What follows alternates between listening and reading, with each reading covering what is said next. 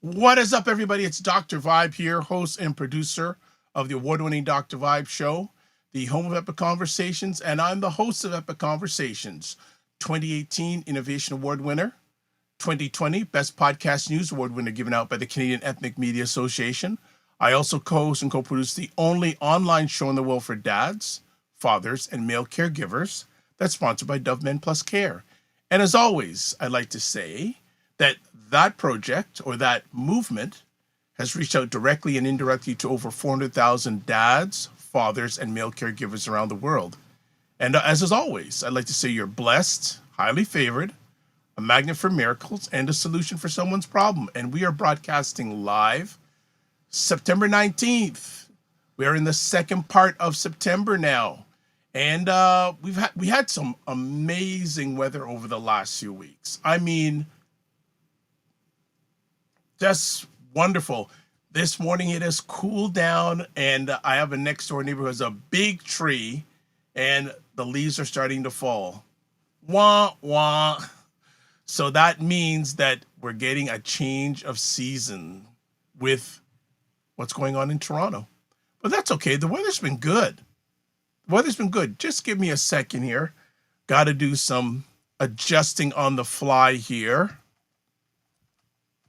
So I want to make sure that everything's okay for you, the audience. But yeah, and I see people are jumping in. Good to see you this morning.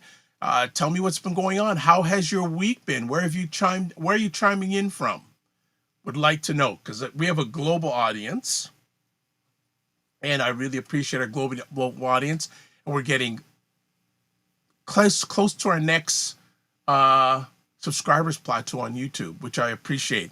And they see that something has just happened, and that person's gonna have to wait for me to get everything set up here. But we've had a great week. It's been very wonderful what's been going on, though. The whole world of free speech is many people say free speech is under attack in America. That's a whole other conversation piece. But you know what? While I'm doing some fooling around here, I have to see if I can bring Ryan to the stage, because that's a bit of a process right now. But chime in. Tell me where you're chiming in from. And as I bring Ryan to the stage, I will do what I'm going to do. Going to make sure I get Ryan up on the stage. So we got that. See, what's the other way I got to bring Ryan to the stage? Okay, I got to do it this way. Got to do this on the fly. Okay. Mr. Knight, I'm going to bring him up. Give his proper ado. Let me see here. All right. Oh, then I lost him. Now he's gone. What happened to him? Ryan, what are you doing to me? Oh my goodness. He was there and then he disappeared. Oh my goodness. All right, we'll keep it as is. No worries. Hey, JJ Marge, what is going on from Colorado? I'm concerned about you and a bunch of Americans. What's going on in your country? It's a little bit crazy. Oh my goodness, all this stuff that's going on. But hey, let's focus on some good things. What's up for the weekend with everybody? Hope that the weekend is looking fine, looking good. Myself, it's going to be a quiet weekend. Yeah, well, if you say hosting two shows is a quiet weekend, yeah, it's going to be a quiet weekend, but I'm looking forward to it. And actually, I want to ask the audience, what's a win that you've had over the last week? Doesn't matter how big or how small it is. What's the win that you've had over the last week? I'd really be curious to see what's a win you've had over the last week. And Ryan is back now. Okay, so I see he's back in the picture. Let me see if we can bring him up. All right, let's see if Ryan Knight is with us. Ryan Knight, are you with us? Ryan, can you hear us?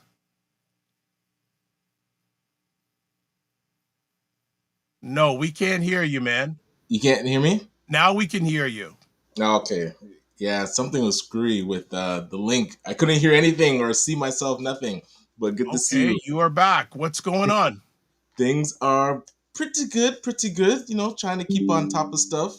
Um, yeah, this week it's been so interesting. I'm not sure if you're covering, I guess, Jimmy Kimmel on Oh Saturday yeah, the with free Aisha. speech. Yeah. Um, yeah, they're using this assassination as an excuse for anything now. It's like it's almost about when you couldn't talk about what's going on in Gaza and Israel, or you'd get canceled if you're not on the right side. So interesting to see who else they're gonna use this as a way to get people that they don't like. If they don't, because they were saying I guess to rat out your coworkers if anybody's talking ill about it so that Oh they can yes, get fired yes, and stuff. yes. Yeah, so they're using it to their full force.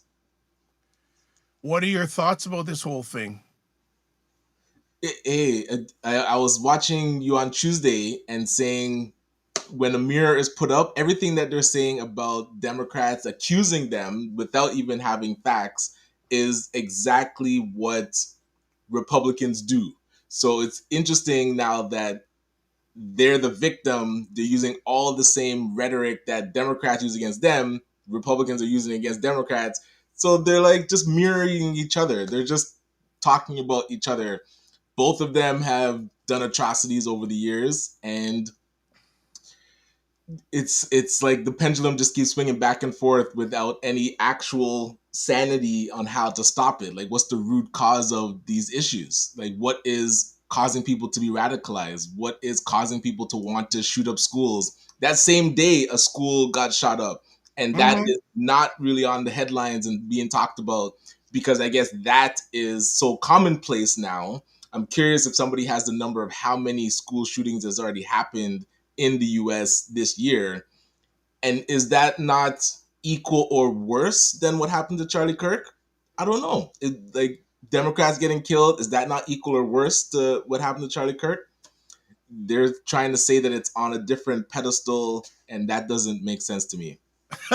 And they're supposed to be the Christians. Like, where's this Bible belt and their morals? Like, are we all reading the same book, or are they reading a redacted version of the Bible that only has very specific uh, areas that they focus on? They always like to cherry pick. I've watched him debate, and it's easy to debate somebody when you cherry pick areas of the Bible and ignore the rest of it, so that yes, it's written in the Bible, so I am right. Even though if you follow Jesus Christ and he talks about loving everyone, they kind of ignore those areas and it's like, oh no, but earlier in whichever New Old Testament, New Testament, it said this specific thing about abortion or this specific thing about what they use for transgender. You can't argue with people like that. And then yeah, and the radicalization. I'm so curious how they felt the shooter was radicalized. I would love to hear like what evidence they have of who he was listening to that caused him to think that this was a good idea because clearly this was not a good idea. So I don't know why he would think that this is a good idea. It is interesting that I shared something with a group of people. Hmm. Let's see if I can see it here. Let me see. Let's see if I can find it. Oh, so this is something that was shared at the ideology of political murders, as Mm. 47 calls for a crackdown on the radical left. An analysis from the Cato Institute of 620 politically motivated murders since 1975 shows that when 9/11 is excluded, most political violence comes from the right. Gotcha, gotcha. So But the does it right, talk about the end game, why it happens, like what they're trying to accomplish? no, but in this survey, 391 incidents were from the right, 143 Islamism, 65 from the left. Mm. So it just seems that if you say something wrong against the government now in the United States, you can be arrested.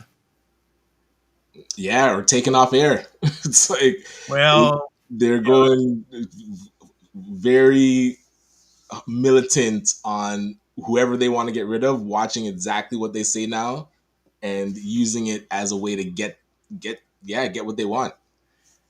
some people are saying now that United is a full autocracy now, Oh, okay. or an oligarchy, full now, because Mm, you if you don't march to this beat, mm. you're canceled. Gotcha. All right. So unfortunate. No problem. Let's show some comments. JG Mar says, "Hey, Dr. Vibe." Also, he says, "Just the typical American hypocrisy and madness." But that's the sad thing. It's typical now. Right. It's become mainstream. All right. With all I think I've got everything somewhat sorted out when it comes to production. A little bit crazy. You have to do it on my own. But what we're going to do is when we come back, we'll do a little bit of housework. And then we have Emma Ansah, who's on with us. If and she has had quite the week. I don't even know how she's awake, but Right. Emma's going to be hanging out with us. And you know what? I am having the craziest times with technical issues this morning. Hold on a second, Mm. because this is. Oh, okay. I've got the things right. All right. All right. We will be back in 30 seconds and we'll do some housework and then we're going to bring Emma Ansah to the digital stage.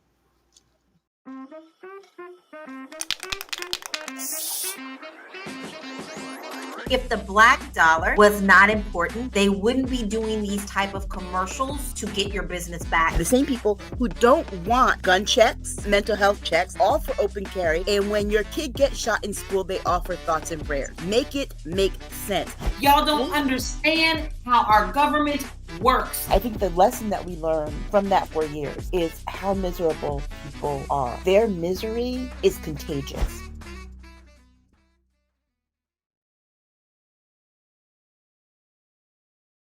All right, we are back on the morning vibe with myself and Ryan Knight. And by the way, how is it still detailing night season? Oh yeah, we go into at least December because the Wow. chill weather, as long as it's not -5, we are good to go. And we're always operating underground too with some of our fleet clients, so it is still go time. And this week looks beautiful. Hoping that the Blue Jays can close out the regular season and also get some car cleaning in. Well, Yes. speaking of that, do you think they can clinch? Like Bo Bichette. Went down. He is a key piece. But I think when I last checked yesterday, the magic number was 6. So with 10 games left, any combination of wins or losses with the Blue Jays and the Yankees, each win brings it down. Each Yankees loss brings it down. So right now, that magic number is 6. With my counterparts on Facebook helped me calculate because I put it in because usually this was something that they actually taught us in school in the 80s, where our teachers, as the Blue Jays were making their runs, would teach us about the magic number and how to calculate it, and we were tracking it in class. I was watching CP24 and they're talking about the Blue Jays, and I'm like, are you guys gonna mention like what the magic number is? What is happening in the actual season? Of course, Sportsnet and TSN is probably better to watch, but this used to be just everybody talking about it, and now there's like, oh, Blue Jays won or Blue Jays lost, but they don't give you any context. So yeah, Well, need maybe to teach that. the next step for Ryan Knight is sports reporter. Right. I remember trying out to be a sports reporter for Rogers Television and their Wow. sports. What show was that? Well, they had like what's it called? The local news, I guess, and they would have a sports section. Because fun fact, trivia, I used to have a TV show on Rogers. If anybody can remember the name of that show, I will gift you a free full detailing. And my wife, if she's watching, can't give any hints. So you have to do some research. If you can find the name of Ryan's TV show on Rogers Television when it used to be at Wolfdale in Mississauga, you will get a gift. Good stuff. Well, also big hello to Sharon. Hope the recovery is going fine, most Thank you. importantly. So that is always good. Good morning, Sharon. I know, let's do some stuff. Subscribe to the Dr. Vibe Show on YouTube and hit the notification button. We're just a little bit away from 1,910 subscribers. So if you haven't subscribed yet and you're up to it, do it. And also tell people about the show. Tell people about what we're doing. And like the Dr. Vibe Show on Facebook, LinkedIn, Instagram, TikTok, Blue Sky, and Substack. Also, join the Morning Vibe Discord group. Please feel free to email me at dr.vibe at the drvibeshow.com or click on that link in Discord. Also, to advertise your business product or service on any of the platforms I'm on, please email me dr.vibe at the drvibeshow.com. And can't forget Indie Soup Media, powered by a good friend, Dr. Tachi. Over 28,000 subscribers on an independent YouTube channel that's been around for about 18, 19 months. So remember, only, 4% of all YouTube channels have over 10,000 subscribers. So check it out and you'll see a lot of the content that we are part of on that station. And let me take this off and also want to encourage people, if they want to, you can call in during our conversation. So if you have one of these, which most people do, you can swipe the QR code. It will take you to a website, the website callme.road.com, and put in the code FSPL8L, put that in capital letters, and then put your name in, and and then you say join the call, press that, and you're good to go. And one of the things I think I have to do is actually do a video to show people how to do that, because people, I don't know if they're afraid. I don't know, but it's all good. Also, you can go to callme.road.com and put in all the details, FSPL8L in capital letters, and then put your name in, and you'll see a green button come up, join the call, press that, and you're good to go. All right. You know what? We've held on long enough to this wonderful person, and we want to make sure that we get her part of the conversation. So yeah, this is fun this morning. There's a lot of stuff I'm trying to do here this morning that is not happening. How come I can't? Okay, I'm not able to. Okay, why am I not able to bring Emma up now? This is really interesting this morning. Mm-hmm. Okay, hold on. Let me see. Emma, how come I can't bring Emma up? Hold on. Let me do this. This is weird. Mm-hmm. This is very weird. No, okay, hold on. Okay, why don't I do this?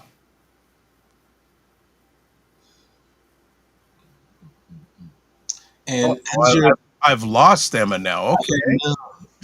I see you're still in the backstage. I don't see her. I don't see her in the green room. That's the thing. I've lost her in the green room. So why don't we go back to here? Yeah, for some reason I don't see her in the green room. So we will continue on until we get her proper. Yeah, I'm not seeing her in the green room. Gotcha. All right, no problem. We continue to talk about the free speech or whatever else you want to chat about, man. Let me see if I have this loaded up, because I was somewhere interesting yesterday. Oh no, it's not loaded up. But hold on. Actually, I actually have something I want to chat about. Oh, go for it. Interesting. So, were you aware of the big gala for the Black North Initiative? Yeah, it was the same day as the ACA Gala, the Contractors Association Gala. So you saw some pictures about it? Well, it's great to be in Black media and not know anything about these things. Yeah, the only thing I saw them post about it was them doing a call out for volunteers. So I was like, oh, let me sign up to be a volunteer. But then it ended up being on the same day as the Afro Caribbean Contractors Association, no, Afro Canadian Contractors Association, and ACBN was sponsoring a booth there because we were talking about some projects that we're working on in the housing space. So we went there, myself and our president, Karen. So yeah, but I saw West Hall post some pictures. And speaking of West Hall, they had their Dragons Den Day yesterday because of the season 20 is coming out next week. So they did a trade show and stuff, and Wes was on a panel talking with the guy from Kim's Convenience, the one that was the friend of Simuli.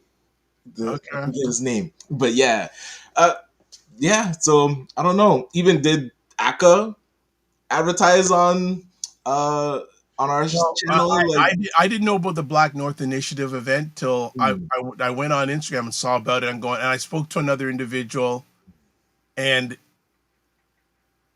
I just said that's I don't even want to go down that slope today. Let's bring Emma on because I just the more I know, the less I well, I have a understand. question for Emma when she comes on. Okay, Let's see if so she. Emma is coming on now. There Hey, she is. Emma, good to see you. Hey Emma, how you doing? Hello, gentlemen. How are you today? Doing fantastic. So I've always had this debate with Dr. Vibe around. So things are happening in the Black community, and you being in PR, how much how much of the onus do you put on the event and their coordinators to reach out to you, and how much do you put on yourself to reach out to them so that coverage happens of the event? Well, I would say, if I want it to happen, of course, I'm going to have to be the aggressor, if you will, initially. But then the onus is on the venue and the event and the people like associated with whatever it is I'm trying to pursue to also get back to me. So I would say 50-50. Gotcha. Okay. Because I've got to put in the work first, right? Hmm. But then, in this business, we oops, sorry, I'm shaking. Um, No earthquake. yeah, right. That's the last thing we need. No fault Some, lines in the Niagara region, please. okay. Sometimes it's a bit of a struggle getting some responses on the other end. So Right. one can't go without the other. One hand can't wash its own. True. You need both people to be collaborating to make it happen. So I think the onus is on both people equally. I have no difficulty with that, but I think if you're the event, you want to reach out. Well, if yes, they do have to reach out if they want, like Thank if you. they, right, if they want you to use their venue, of course. But Hmm. I think it both have to be able to equally step in. Like if the venue reaches out first, then it's the I, onus is on the no disagreement with that. right. No Right. but with the two events that I both mentioned, I had no idea of either one. And last I checked, I'm a Black-owned media house, and I guess I'm just gonna put a statement out there, and I'll let people take it whatever it is. It's very interesting with a lot of these organizations and events. They reach out to non-melanated media houses and not to Black-owned media houses. And I'm just gonna say this statement. I guess their ice is colder. I'll leave it at that.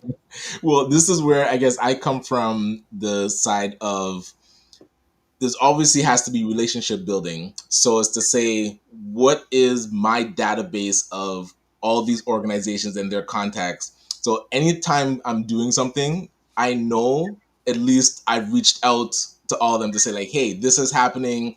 If you want to cover it or be a part of it, at minimum, I've put it out. And I say, like, hey, if you're doing something, hey, here's an option. But I'm curious in our community, do we have, because Dr. Vibe is running a media house, all of the media houses that are in the Black community, who is the one that's curating like these events and to say like, hey, have you thought of promoting it in Black media. If we're just waiting for Black North to come and say like, hey, maybe we should be promoting in Black media, that's not on their radar or top of their list. Oh, hold on. Okay, but Although it okay, should be, I'm not arguing that it shouldn't be, okay. but it But the thing isn't. is, okay, Ryan, you know Mm. what? I don't want to go too long this because we have another conversation topic to chat about. But here's the thing. Mm. You're holding the event, Mhm. reach out. No, I'm saying because I've received reach outs from, let's say, By Blacks or Alan Yes. from Caribbean TV, but then sometimes I reach out to them and say like, hey, this is happening. So there's times when, of course, they're not thinking of us because they're busy, and there's times when Oh, I'm not okay. thinking of them because we're Point busy. taken. But a lot of times when Mm. you think they're busy, they're up making sure they get coverage by non-melanated houses. And I don't disagree, but I'm saying, when's the last time you sent a note to a contact at Black North? Oh, I have, and I don't get I responses. asked when was the last time. Oh, it's 6 months ago. So, but within 6 months, they've had 3 events. So that's where Okay, you then have to be here's another, persistent. and I just say in a situation like that, I just understand I'm not a priority. Valid. That's where All right. we have to make us a priority. It's like sometimes you have to make it where they can't ignore you. And maybe there needs to be, hey, tonight on the Night Owl, we are talking about automating our email outreach so that every day or week or month, something email is hitting a person's inbox so they do not forget us. Drip marketing No, with no, okay, hold on. You can receive something from them, but they can still forget you. oh, I know where their office is. Sometimes, and Emma, I know because you're a journalist, so you know what it's like to say, hey, it's time for this person not to ignore me. Like, we know where their office is, we know who their mother is. We will send a note to whoever is necessary to get a response. But that's where, hey, we don't have to do that for Okay, we're everybody. gonna But, stop because yeah, it's going down a real slippery slope. But it this then calls it. Emma and I need to come on with you, Ron. We have to have a conversation about the state of Black Canadian media. I would love that. let's get all of our media houses No, on the well, call. we'll put the invitation out there and we'll Hmm. see. Just want to say, CNERC's case makes a point saying, "Good morning, all. I'm wondering if there's a list of all Black Canadian media companies for organizations to access said list." I know there's a That's a Canadian great Association. idea. Pardon I me? think that's an I said that amazing. would be great. Yeah, Yeah. like just like how you have these databases that are popping up now, where you're seeing Black-owned businesses housed there. So if you wanted a Black doctor or a Black lawyer, like it would be great if we had something like that for Black media. Absolutely, because I'm pretty sure there are outlets that we don't even know about. Right. So that would be great. But I agree with you, Dr. Vibe, on one thing. If I'm reaching out and I'm making the effort to reach out to a Black media outlet and they're not responding to me, I'm moving on. Yep, And sometimes it's not going to be a Black media because I'm not going to keep chasing, and yep. I've got Because something burning that I want to. you're not a priority. If they thought you were a value, they would respond, right? So, okay, Dr. Chachi says, "Good morning, everyone." Yeah. Good And the Nick morning. Miller Group says, "Good morning." I'm with Ryan on this one. I would say, and I respect what Ryan and the McMill Group are saying. I have lived experience, Hmm. so I understand what you're saying from your end. We can discuss offline. I can give you a list as long as my arm. Again, I always come back to the great experience when the Black Entrepreneurship Program was launched by the federal government. How Right. about 35 different Black organizations got funding. I sent emails to 30 of them. One responded. Well, maybe a workshop needs to be done with them so that they understand the importance of Black media and PR. Maybe Well, they're they obviously, ignorant to I've how seen a number important of it those is. organizations make sure they get coverage in non-melanated media. That's why I'm saying the workshop has to be about Black media. Don't worry about what they're doing over No, there. I think it's different. I think there's a mindset thing there. That's exactly what I'm Deeper saying. than media. They need to be educated. If they're not seeing the That value and the that the importance, they need to be educated in why it's important. And then who's going to educate them is the question. Perhaps a Black Media well, even if they're even Association. going to show up. Valid. Yeah, Then even you if know they're you've even going done to all you show can. up. One thing I remember from watching Grey's Anatomy, so shout out to my wife that got me hooked on that show for many a year. I think it's going on 28 seasons now. In the first season, Dr. Bailey was talking to one of the residents and said, "Okay, have you done this? Have you done that?" And they're like, "No, this patient's dead. Why am I going to do all that?" And she said, "It's because so you can tell the family we did all that we can do. If we feel that we've done all that we can do, then you can sleep well at night. But if there's more and there's more ways to get our message across and educate, and if there's more that we can do, we should do it." And that's where all the media houses, if they create an association and that body can hire a person to lobby and be the squeaky wheel, then I feel like we've done all we can do. But that doesn't exist. So are we really doing So all that we you're can do? pushing it back on the media, aren't you? Yeah. Just like the doctor that has to do I have to everything. respectfully disagree on a big amount of that. I But have to look, this is respectfully what are disagree. the results that we're getting? Like, are we happy? If we're happy with the results, by all means, I'm not going to argue, but I'm saying if we're not happy with the results, maybe there's more that we could do to get better results. Last word goes, Emma. Am I the tiebreaker? No. You just bring your thoughts. Yeah. Listen, I'm. My thing is this: is if I've got a good product out, or just let's talk about something, content that I got out here, and somebody really wants it, they'll come for me. If they don't, like you said, Dr. Vibe, if they don't think it's a priority, and sometimes it's numbers they're looking at. Oh, she only has 11 subscribers and averages 20-25 views. So yeah, no, right? So optics comes into play as well. My thing is, if you don't think it's of any value, then you won't chase it. But you'll chase it if you think it is.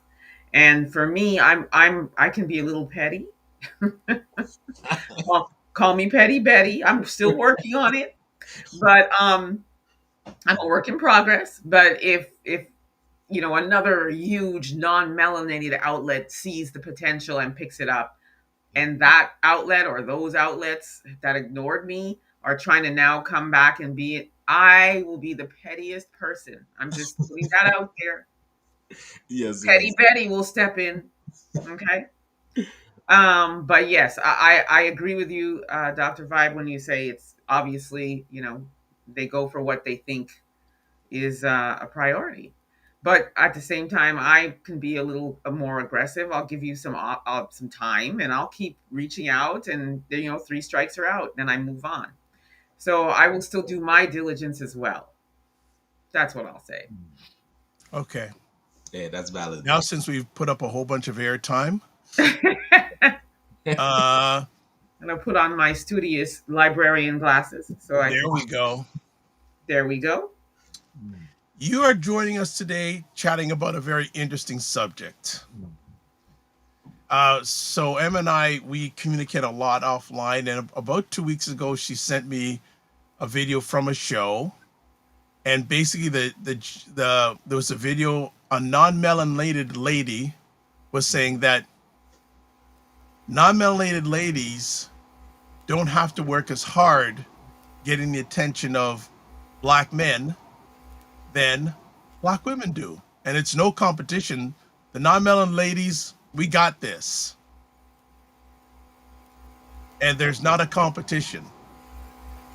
So Emma said, I saw her text said, we got to talk about this. So you're saying non-melanated is easier to get a Black man than a Black woman getting a Black man? Yeah, she's saying that they don't have to do a lot of work, to get the Black men. So basically she was saying that there's no competition. Like you can't, I gotta take these off. Sorry.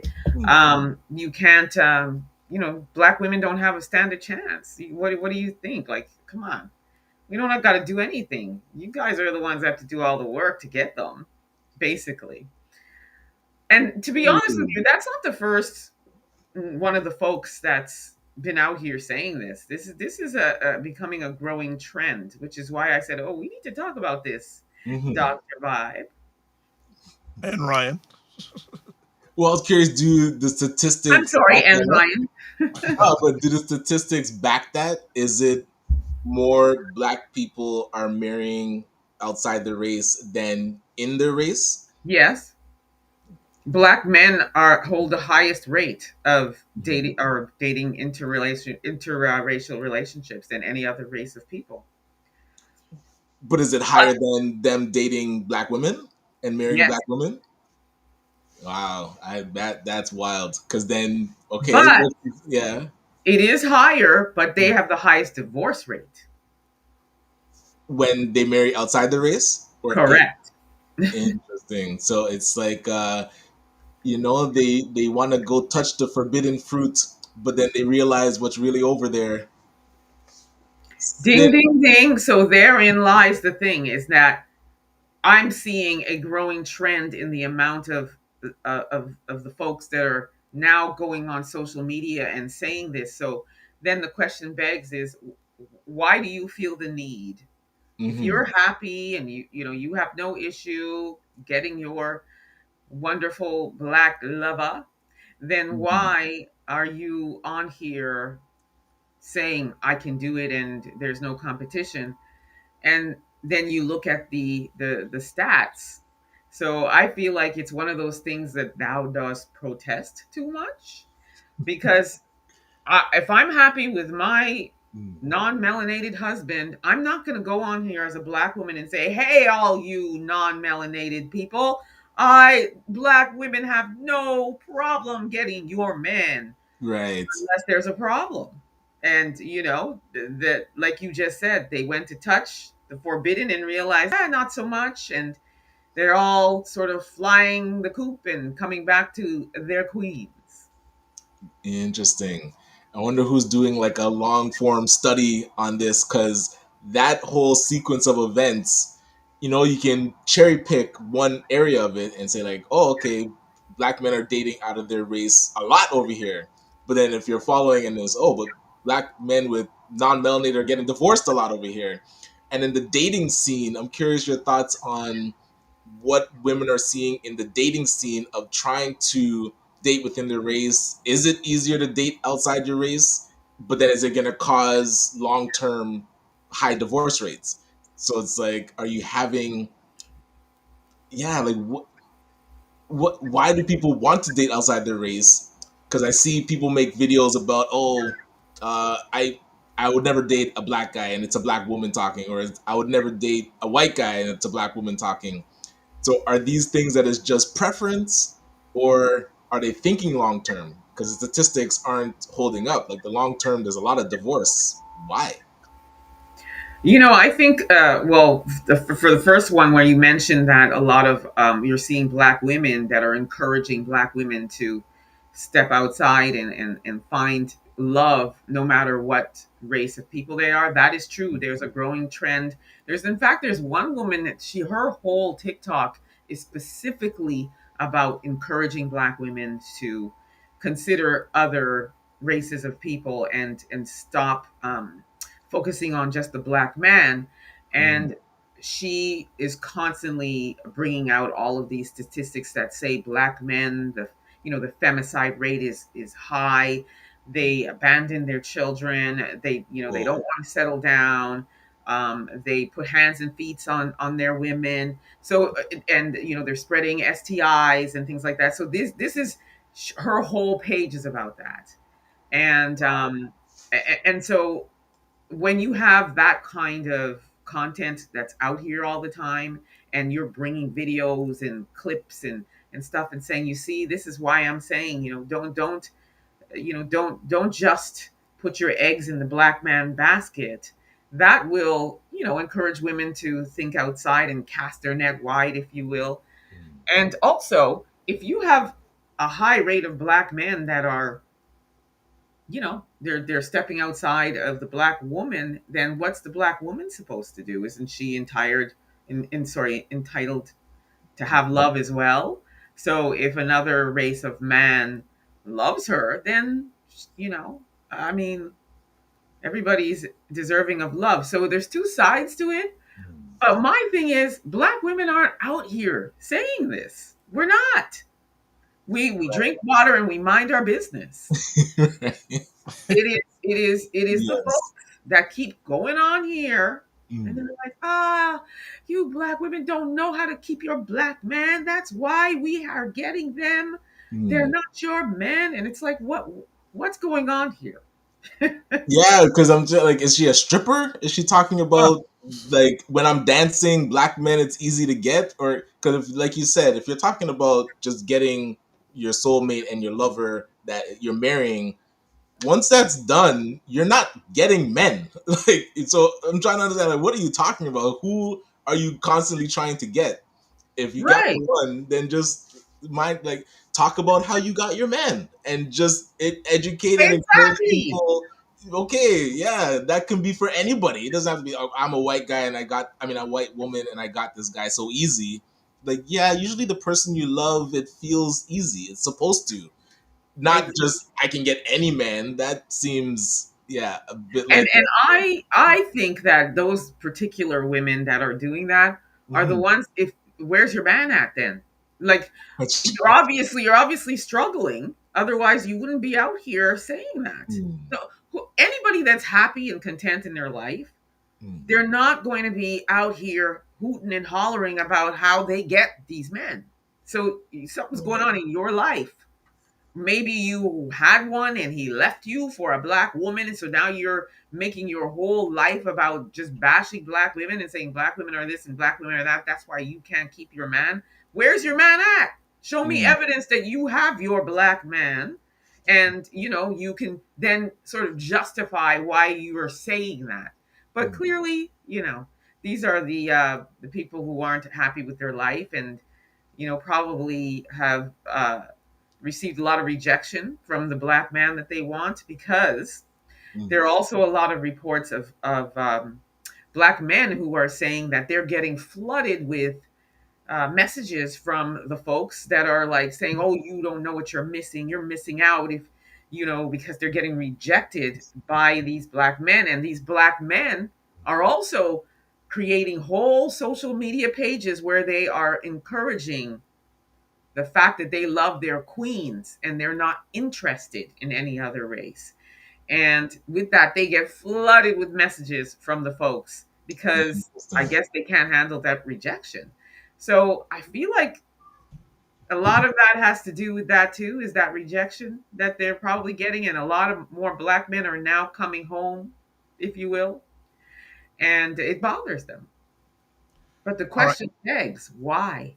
Why are you not as actively pursuant of one that looks like you? Okay. If I have everyone's permission to jump in, because I knew that this subject would have a lot of commentary, and a lot of commentary is jumping in. So, want to go back a little bit. Um, Good morning, Roger Dundas. Good to see Yeah. you as always. Hope We were you. talking about you earlier. We have some work to do. I'm Uh, gonna send you a message. he. I think he heard. I think he Okay, heard. good. Good. Uh, Macmillan Group says Emma makes a valid point. I look at followers and views before I decide whether to advertise or use a platform.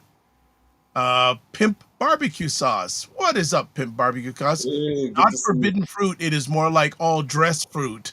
Hashtag take that. Take that. Okay. Also, C Nurse K says, I'm wondering if the increase in divorce is caused by family dynamics, i.e., family not accepting the melanated person. Well, when you get involved with a person, you just don't get involved with the person. You get involved with the family. That was actually going to be Hello. my next point, but I said, let me Okay, just pause and I will come back to that. let me get to this. She also says, I'm well, doc. Hope you and family are fine. We're fine. Hayden Morrison says, maybe the W women don't have to compete because the men she attracts are only interested in W women. Pimp Barbecue Sauce says, "Don't put your eggs in a black man's basket. That's a bar." Hashtag the next Lauren Hill. Roger Dundas says, "Where's Dr. Umar Johnson? LOL. Why is this an issue? Can't people love who they want to love?" Macmillan Group says, United States, according to the Pew Research Center, as of 2015, around 24% recently black men in the United States wed someone of a different race or ethnicity. And then can you also check what the marriage rate for black men and women are? It's going down. Pimp Barbecue Sauce says, Roger Dawes, he's asking for donations. Now hit the PayPal. Yes, according to Dr. Umar. A Macmillan Group says this is significantly higher than the rate for black women, which was about 12%. Wow. And then That's rough. Macmillan Group says the data seems to be very limited. However, many Hispanic women identify as non-black, which may skew the numbers. Right. Emma, back to you. You said you had something you wanted to share. Well, no, because I was going to just respond to part two of Ryan's question, which was about. My answer is there is a cultural issue as well, and like you said, Dr. Vibe, oftentimes, two different races will get into a relationship and they just love each other. They're in love, and then they get serious and they don't talk about the future. Like, if you have babies, what does that mean for you? We have to make sure our children know the history of being a biracial child, because truth be told, biracial children do not identify as the folks, and they're not identified as the folks. When they're out here in the streets, they're identified as a black person. So there are a lot of cultural differences. We know how we're raised, okay? And there's a difference in the way that the folks are raised, and so there are a lot of cultural clashes that happen. And then also there are a lot of cultural clashes that happen within the family dynamic. And I say this from experience because I have 4 brothers and 3 of them are married to the folks. And so when we have family gatherings, there are a lot of cultural differences that happen. And there's a history of cultural clashes and conflict that has happened within the family because there are a lot of microaggressions. There are a lot of things that could be said or done in conduct, and it causes problems in our family, especially because I'm the biggest mouth and I'm the one that will open my mouth. Yes. I'm the one that will open my mouth if I identify something that is out of pocket, if you will. So, and I see firsthand those differences. And it could be something as simple as my niece's hair. Can we interrupt for a second? Got someone calling in. Okay, sure. C Nurse K, can you hear us? Oh, yes, I can hear. Good morning, everyone. Good morning. Thank you for calling in. You're getting echoing on your end. Do you have to mute something? No, I muted. Okay, well. No, it's still. Is it on your end, Doctor? Oh, gotcha. Well, C Nurse K, go ahead. Uh-oh. I think she may have hung up. No, she didn't hang up. Okay, I'm just going to stay quiet because whenever I talk, it echoes, so go ahead. Yep, we can hear you. Okay, I just wanted to say that, yes, in terms of, I thought it was interesting, the argument, not the argument, but the perspective of that person in the article, because as Black women, there's always these tropes of like, the angry Black woman, the aggressive Black woman, et cetera, and that's why Black men don't want us because we're so difficult. But I'm wondering if she touched upon the stereotypes of white women, where they say that they're quote unquote submissive. I'm not saying I subscribe to any of the stereotypes, but they're able to be controlled. They listen. They don't talk back. Da da da da da. Like, it's all stereotypes. But I'm surprised that she's kind of just skewing her argument towards the positive of why Black men want her. So that was my point. Yeah, appreciate that. And it's interesting the stereotypes on both sides, because I think when you get into the relationship is when you realize all women are the same. All women talk back. All women are difficult. All women have amazing qualities. All women are lovely, and everything is across the board.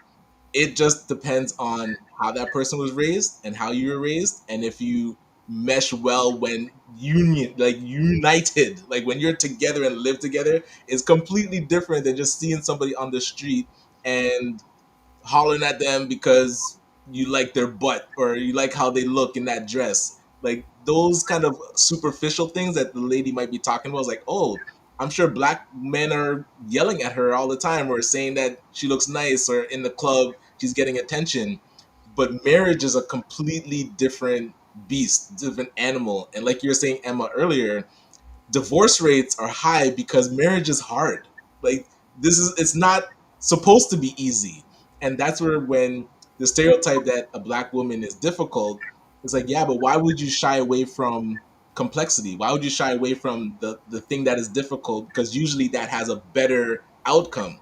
You actually get feedback from somebody, you actually get pushback, you get to learn, you get to become better. Like, why would you want somebody that's just a pushover and everything you say they agree with? I think they're realizing in a marriage, you're not growing. Like, if a person's just submissive all the time, that kind of marriage, it's showing it's not lasting. Like, they might initially on the surface like that person because they're submissive, but the marriage is falling apart. Okay, But so this sister is right though. That they I've talked to black men and they do say this. They say, "Oh, black women are this." Like I'll ask the question. So why is Mm, it that are more so stepping outside of your race to enter into relationships? And the answer always starts with because black women. It's like, no. I don't- I just want you to tell me why this mm. race of people, and don't start the question with because black women. Just Ah, so I say yes, there we all go. that to say there are a lot of black men who say this to the folks when they enter into relationships. They'll say, "I love you because black women XYZ XYZ." So they also there's I don't say all, but there are some that do this where they are trashing the black woman to their significant other that's non-black, and then the significant other is like, "Oh, this is what my man tells me. This is Mhm. why you black women." So it is true. There is a lot of that that goes around saying black women are difficult, black women are feisty, black women are too aggressive, black women are too strong, too independent. And I'm like, what? Right, Since when is strong and independent a bad thing? right. So but yeah, to your point, marriage is hard in general, but when you couple that with the cultural differences, it's just Mm. a whole other level of difficulty, which is why it ends this way. all right, if I have permission to interrupt, Michelle Baptiste says, well said, Ryan. Macmillan Group has a question for Emma saying, Emma, are those microaggressions deliberate or just ignorance? Both. Oh boy, right. I mean, sometimes it is ignorance for sure, but um also, like I said, if you're constantly being told by your significant other that this is why I'm with you, then they'll take that and run with it, right? And then also, I feel like there's an element of insecurity by the folks as well, because again, why do you feel the need to come on here and talk about it? If you're getting it, then go live your life and be happy. Mm, Why are we making a whole content about it and just keep coming right, for black women while we are minding our black business? That's my thing. right. It's interesting. One of the things I heard recently over the last week, this commentator was saying that, especially because of social media, you have a lot of conflict entrepreneurs. Yeah, true. Like just for the likes and the The views. likes, the views, the attention, absolutely. Yeah, And absolutely. it sounds that this person may be one of the results of conflict entrepreneurism. Could be, but there is there's more and more of them doing that. So I guess more and more of them want, to spark those things. But the other thing too is when we come for them, it's like they throw their rock and then hide and then say, "Stop attacking me." It's like, well, Right. You So step, you you stand started the in your conversation. stand in that fire. You came out and did a whole thing about it. What did you think was going to happen? Not everybody is going to have the turn the cheek mentality. Mm-hmm. Some will come for you. Absolutely, I absolutely. personally wouldn't spend any keystrokes on that. I wouldn't, but D- so, Emma, when you brought this to my attention, and thank you for bringing it to my attention, when you talk, and you've mentioned a few moments ago, when you talk to Black men that have always put, oh, because Black women, how does that make you feel?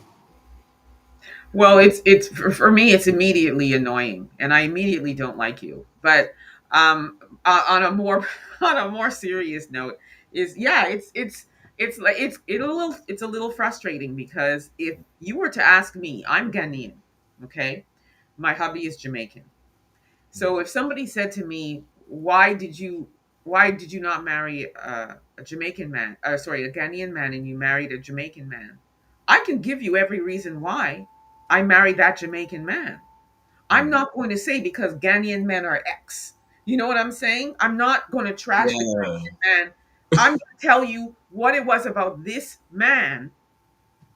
How did he get the girl?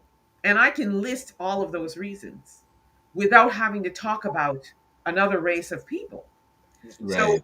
so for me, if I'm asking you why do you primarily get enter into relationships with this race of people, you should be able to tell me, well, there she is very loving, she's very supportive, she's I have a very good black best friend who was able to answer those questions without talking about the black woman. Right. So he specifically listed, I married this woman because of the way she loves me, because of the way she supports me, because of the way she listens to me, because of the way she's willing to learn about our culture and our history, and she stands with me through everything I'm going through as a black man. All of those, okay, I got your answers. Right. Now let's have this conversation, and then I will follow up with the question of, were you not able to get that from a black woman, and if so, why not? What was it? So that to me is honest, real dialogue back and forth. So that for me, when you start your answer by saying because black woman, you lost me. And now it's going to be that same angry black woman that you talk about. That's going to be how the conversation is going to flow, if you will. Right. So the short answer is it irritates me. That's how it makes me feel. Irritated. Yeah, valid. Ryan, anything you're wanting to add? No, my apologies. I do have to hop to our Friday Friday morning evening. meeting. Oh, I didn't know it was no, well, it is detailing nights. Yes, but yes, I have to check in with the team. But always good seeing you, Emma. Nice Definitely to will meet you. follow up with you. I've been meaning to follow up with you actually. So, Dr. Vibe, Oh, she's not a priority. you didn't send me your contact info, sir. So, whenever you're ready, can you send it, please? And Emma, Mm, I'll touch base with you soon. All righty. We'll nice out. definitely talk. Bye. Thanks. Bye. All right, we are continuing on with Emma and hello family who is joining the conversation. And you know what? Why don't I do this? If you want to get a hold of Emma, OMG, there's so many different ways. I've just put it in all the comment sections, but there's a number of different ways you can check Emma out. There's Get Public Relations website, email, Daily Scrum News. Then on YouTube, she all over the place on YouTube. African Yes. Diaspora News Channel, Emancipation Media, and Emma Ansah Unfiltered. Yes. All those places. So as family, she don't sleep much. And speaking of which, just to turn from this conversation for a second, you were in Ottawa. I was in Ottawa. It was a quick. Oh gosh, I'm still exhausted, but it was well worth it. But yes, we drove down. We left at 1:30. Uh, I don't even know how we did it, but You did it. we were riding on fumes. Let's just put it that way. We were up at 1:30, left at 2:30 in the morning on Thursday, drove down. So that was like a 5.5 hour drive.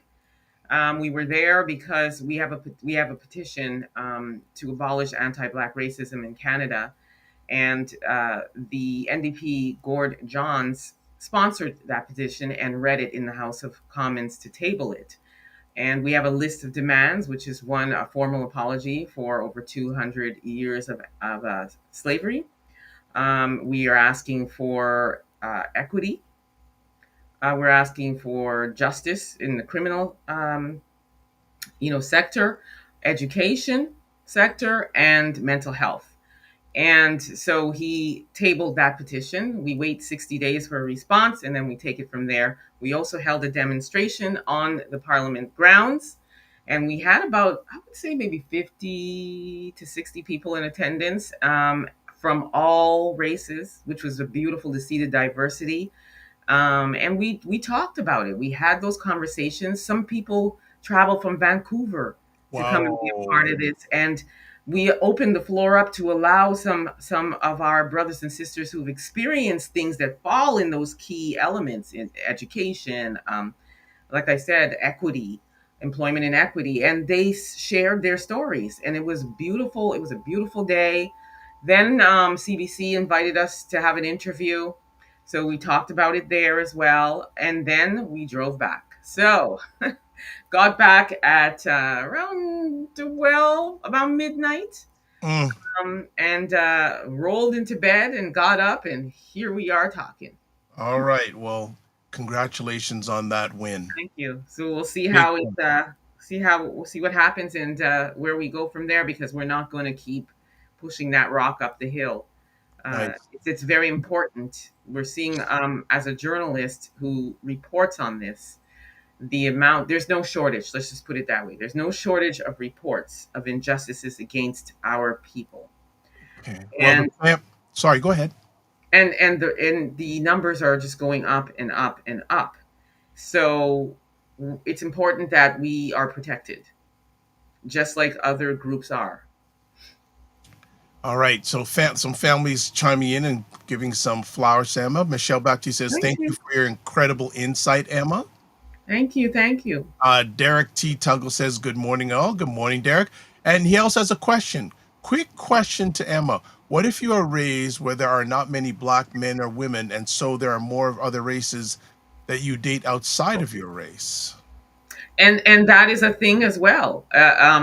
Environment definitely plays a role, and you're right. Again, everybody's entitled to love. So if that's the environment you're in and there's no options, what is one supposed to do? That's why I said earlier, everybody's entitled to, and I will never say or judge anybody for who they choose to love.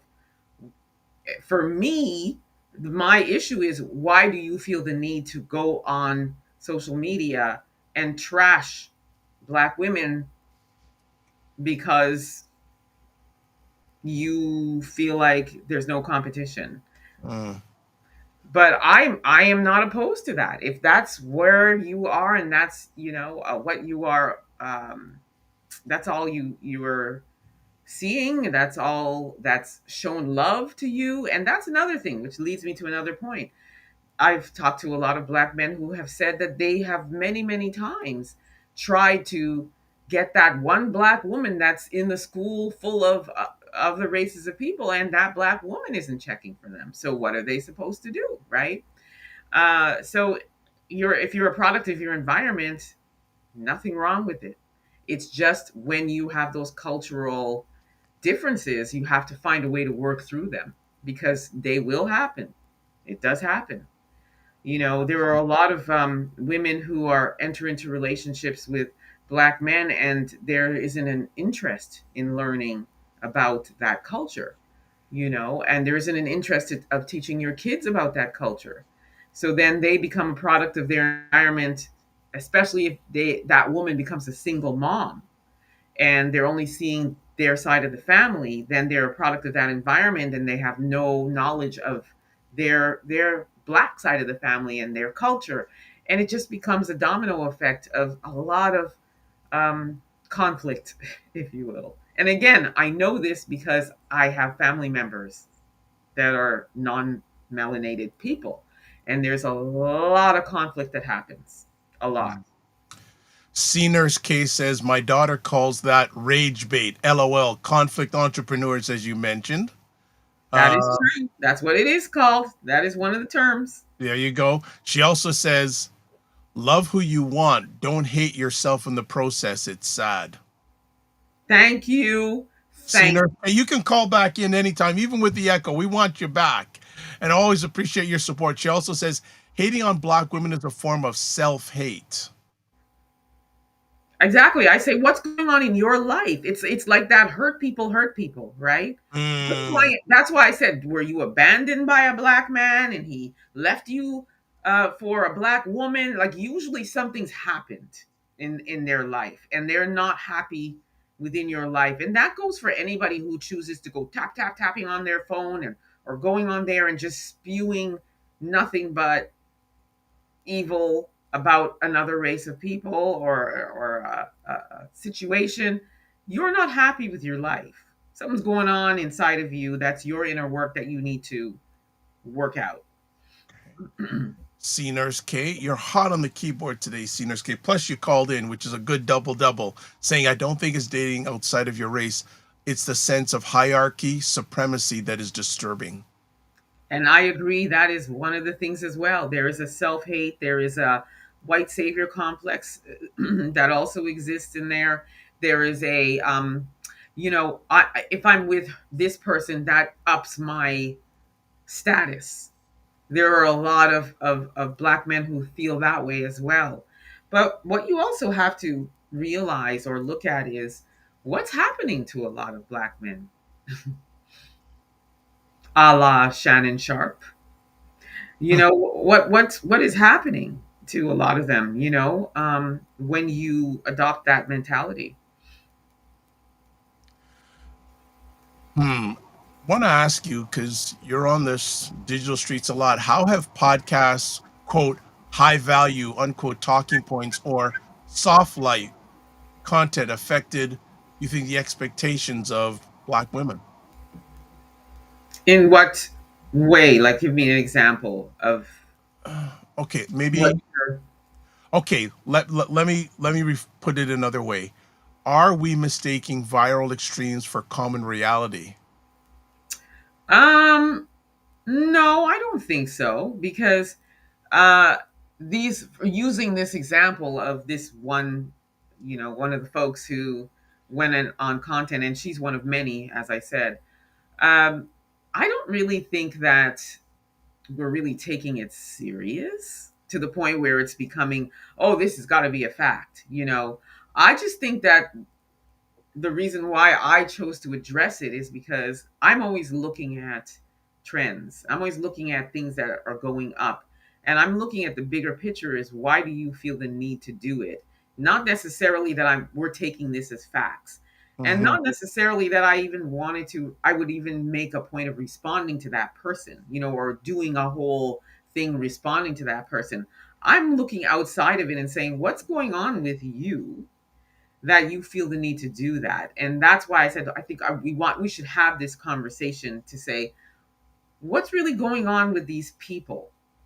So it's not necessarily that these viral moments are becoming a reality, but we can't ignore the facts around this, which is what we talked about earlier: the high divorce rate, but also Black men are the highest percentage of people that enter into these relationships. So there is something there to talk about. But I'm more focusing on that more than, this is a reality. Because there are some realities within the minutia of it all. Oh, something tells me if you have some stories to tell if you ever had the chance. Oh yes. And you know what? One day I will, because oftentimes when I talk about these kinds of things, people are like, "Oh, you're a Black woman. You don't know what you're talking about. You're not the one that's in a relationship with my black man." So I can speak from experience when so maybe it is a conversation to be had. Very true. Mhm. Very true. Very, very true. Still got comments coming in. Let me just hear. Oh, so Macmillan Group says, what do you think is the reason three of your four siblings married non-black, particularly in the family with recent African DNA? You know, I want to say initially with one of my brothers, we grew up in the suburbs of Quebec and there weren't a lot of black people there. So that goes back to the point that one of the viewers said, like, what if you're a product of your environment? So I would say maybe with him, because he's actually never, has never been in a relationship with a black woman. Wow. So, but that doesn't fly now because we long since left that environment, and he has still into his adult life has never stepped out of being with the non-melanated woman. My other two brothers were both, well, one was married to a black woman first, and then his second marriage is to a non-black woman. And then my third brother was married to a biracial woman first, half black, half white, and then his second wife is a white woman. The answer to that question, I mean, I could ask them the question, and then the good news is they would not trash the black woman because they do have black sisters, and they came from a black mother.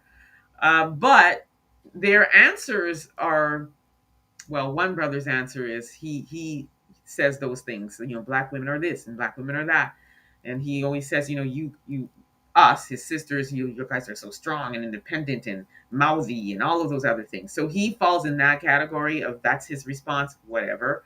I feel like he's suffering from selective amnesia. He doesn't remember the house he grew up in and all of the anti-black racism that we went through, brutal anti-black racism. But that's a whole other topic for a whole other day. Sure. But I think the short answer is they just chose to, you know, I guess dip in a different pond and they're happy.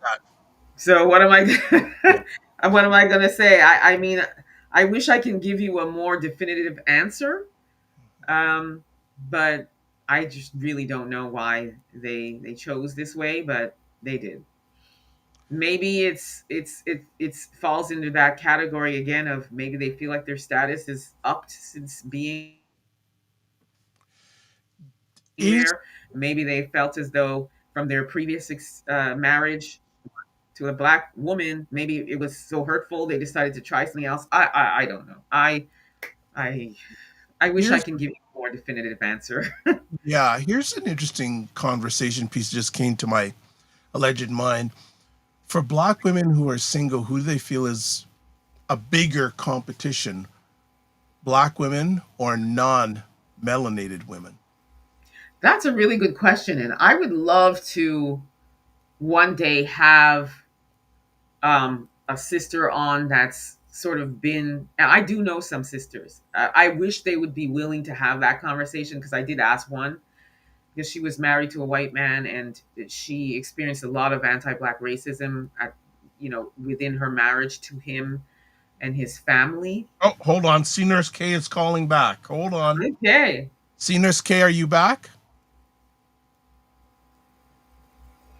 C Nurse K, where are you? Okay, try calling back again, C Nurse K. Okay, here. Hold hold on. Here we go. Hello? Okay, this is okay. See, okay, let's try it again. C Nurse K, Hi, good morning. It's me again. good. And there's Hi. no echoing. Great. Perfect. Okay, let's let it roll. Come on now.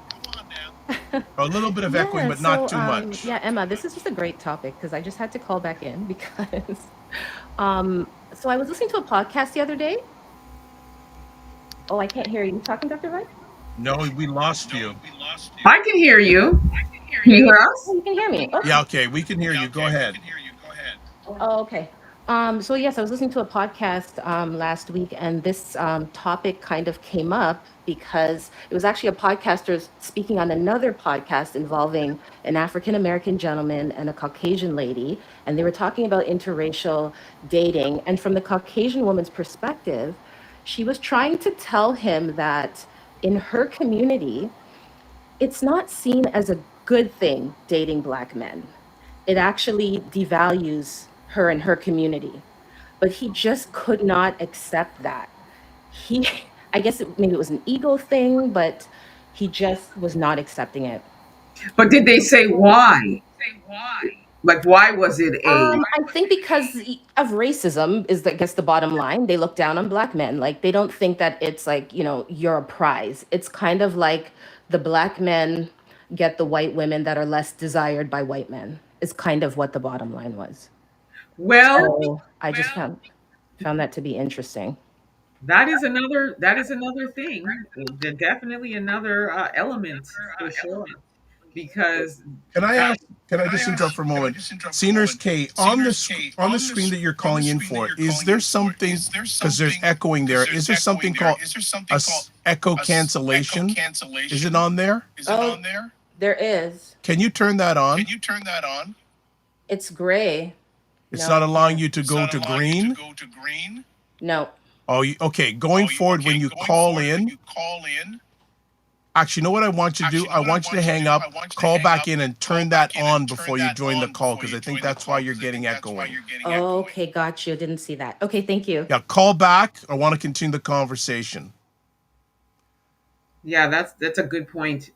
Because there is, again, there's a lot of podcasters and things that are on here just saying disparaging things about Black men, and so, and then you have, on the flip side of it too, is that you have non Black people that sometimes are also defiant. Okay, They're, just to interrupt, I think we got her back. Seniors K? Yes, is that better? Yes, no echoing. oh, yay. Perfect. Okay, so continue. Emma was highlighting your good points, so continue on, Emma. I don't think she had heard you. Go ahead.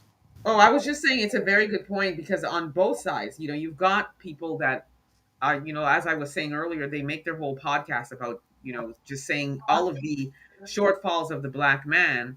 And like you said, Black men are considered to be, not the best choice, if you will. And then I had asked you why they're saying that, and you said it is because of racism. And I was just saying that there are a lot of stories too of non-Black women who are told by their family, don't bring one of them home, don't do it, right? And a lot of them are doing it out of rebellion as well. I know that for a fact too, from some Right. experiences, where they're like, I'm bringing this man home, and I don't care what you say, mommy and daddy, I want him. So, and there's a lot of that happens too. And then there are a lot Yeah. of particular Black men who the folks will go for that Black women wouldn't. There are so many moving parts. This is a conversation that we could bring so many elements to. That's why we have it on, and we'll probably do it again periodically. Go ahead. Y- Seniors K, continue, since there's no echoing Oh, now. There we go. oh, okay, sorry. Yeah, because the main thing that I took away from it though was I thought that was very interesting because for me, it's like, you just love who you love. But it was just fascinating that he just could not accept, like his ego wouldn't allow him to accept what she was saying, even though she was bringing the facts. Like she's saying, listen, this is what I'm hearing from my own community. These are the looks that I get. This is the way I'm treated. Like, but he just, so I don't know. I just found that to be very interesting. Yeah, that is very, very interesting. And no, rejection hurts. Let's It's just hard be to hear. Absolutely. if anybody of any race really rejects you, it's gonna play a toll on you. So that's why I was saying earlier, with Black men in particular, I know some Black men who have said they have tried for years to be with a Black woman, and the Black woman would say things to them because they're of a darker complexion either. So colorism is also something that exists in our Another community. So, conversation piece. yeah, so I'm speaking to, yes, 100%. definitely. And they would say to me, look, I tried through my tween years and my teen years and my high school and college years, and they would say, I don't like dark skinned men. I like light skinned men, and I like this and I like that. So throughout life, at some point you're gonna be like, look, this is all of this rejection, I can't take anymore. I need love.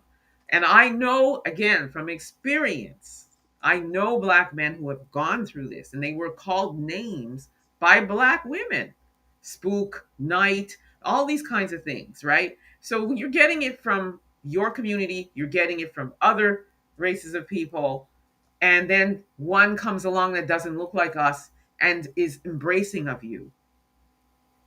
And then from that day onward, that's all they'll be with. Even if that one relationship doesn't work out, it's another one and another one and another one. And I know Black men who fall in that category as well. So I'm just saying there is some element that we as Black women are responsible for as well. But at some point in life, you have to be able to, sort of do the work internally to not hate yourself, let go of that self-hate, and open yourself up as well. Yeah, I feel like, Are you still there? oh, it looked like Emma was still talking. So, No, no, because no. I have Go my ahead. TV Go on mute. ahead. Go ahead. Oh, okay. Yeah, because even the dating pool itself, I've been hearing like on American media and things like that, they're saying that like it's very small, the dating pool. And I've heard a woman refer to it as having fecal water in the pool Lot of of the dating mercy. pool. So Lot like of mercy. Wow. just to Wow. say like there's not many good people, I guess, left out there. So trying not to be too picky in terms of like long distance relationships, socioeconomic status. Like there's so many different factors that factor into dating Yeah, it's that it's true. I mean, unfair. I honestly feel like if I had to be in the single world again, Mm, it would probably just be me and my dog Sheba until God calls me home. I don't think I could ever. I wouldn't even know how to navigate this world of dating. I don't think I would have very much patience, and I don't know that I would be able to adopt the cast my net wide kind of mindset. So, like you said, it's hard out there. And what are you left with when you have these statistics where Black men are dating outside of their race higher than any other race of people, right? It's not, it is. And then the older you get, the demographic you're in, it's more and more difficult because if they're good, they're probably married. They're probably not no longer available. Or if they got out of a marriage after being with this person for, I don't know, 30 years, then there's a lot of healing that has to happen. And so what are you adopting? A lot of baggage, it's so much. Sis, I'm with you. I'm sure it's not easy. I have a lot of single Black girlfriends that are really good, strong, accomplished, successful women that are saying the same thing. They are. if I have permission to interrupt, I just catch up on some comments. And Seniors K, if you want to hang out, please hang out with us. We ain't going nowhere for a few minutes. Yeah, hang on. Sure, and I would love to hear the perspective from some maybe single Black men or just Black men in general on this. Okay, so Yeah. Wagner Talk says, "Good morning, Dr. Vibe. We're talking about swirlers now." The Walla Mala says, "Did the lady say what culture she came from?" McMillan Group says, "I've heard the same comment from many Jewish colleagues too. In my opinion, only poor white women marry Black men." Oh. Oh. Okay. Any That's thoughts what's in on my that comment? family. That's what's in my family. OMG. Okay. Just Uh, saying. I would push back a little bit on that because what about celebrities like athletes, actors, celebrities, high profile sports people? True. There was or so are you saying what about as far as who they're in relationships with? Or Yeah. well, there's a lot of them that are, well, they're with non-Black women, And then there are some that, like LeBron James, for example, his beautiful black wife. But And they've been together since high school. yeah, there are a lot. But when you even go all the way back to Michael Jordan, he was with his first wife was black, and they were together for a long time. But now he's married to a non-black woman. So Eddie Murphy is another one who was married to a black woman, and now he's married to a non-black woman. So I totally get it. I just mean the proportions, like actually yeah. yeah. Well, you know what? Without having the full stats, I will say, I mean, when I'm watching sporting events and, for example, basketball, and then I see, their wives in the audience, there are a lot of them that are not black. I'm sorry, but there are a lot of them that are not black. I don't know the exact percentage. I would have to look that up, but there's a quite a bit, quite a bit. Mm. And I think I even saw something on social media where there was a whole segment about that, about the growing number of black men that are in the sports and entertainment field that are marrying outside. Look at Jamie Foxx. Oh, Like, he never got married, but he's never been in a relate. At least I think there was one, but for him, it's, even though he said he's done with them, we had a whole thing about that. all right. So BM says when a black person, male or female, thinks, quote, white is right, unquote, you cannot shake them off the position and get them to see when they found a bad partner or spouse. You don't know. And then BM also goes, I have watched black men and women drop their standards when crossing the color line and pay the price, then go do it again and again and again. There was a story I covered with this black man who he had gone to this black woman who's a dating, like she helped, what are they called? Like a dating Matchmaker? matchmaker. Sorry, I couldn't see how far I'm out of this life. Like, I'm so, but anyway, yeah, matchmaker. And she was asking him his story, like, tell your story. And he said that he was married to a white woman for 16 years, and they were having an argument one day in the kitchen, and his biracial kids were at the table, and they were having an argument because I guess his wife felt like he was too much of a flirt, like he had a flirtatious nature about him. So they were having an argument, a heated argument, and she called him the N-word with the hard R in front of their children, Wow. and he ended up divorcing her within, like, that was the end of their marriage, because she had never done that before, and she was angry, you see. So then this matchmaker asked him, so after that, did you get involved with another white woman? And he said, yes, I did. So she said, so you went through that in your marriage, and then you went and got involved with another white woman. He said, yes, I did, and that didn't work out. So now I'm coming to you to help me find a black woman. So I had so many things to say in my report on that, but it goes to the point of what this viewer just said, which is sometimes you just can't break them. They will go back again. And I talked to a black man about that. And his response is that we will say in our minds, okay, this one is different. I'm not going to allow my experience with this one to affect my experience with this one. So this is a different relationship, and I'm not going to hold her responsible for what I went through. But then after that one, he said, I'm done. I need a black woman in my life. Now, I will say that there are a lot of black women who struggle to take on a relationship with a black man who has never been with a black woman. So then there's that element. Interesting. Yeah. What's the reasoning for that thought process, in your opinion, or have they told you? I've not had the opportunity to talk to somebody to really understand, but if I'm just using myself as an example, I would want to have a conversation to understand why you were always with this race, and what is it about me that you are willing to come back home. Because there's a lot of there's a lot of teaching. I don't want to say teaching, but there's a lot of things that have to uh, change, because when they came from that relationship and that culture, they were accustomed to a certain way of moving.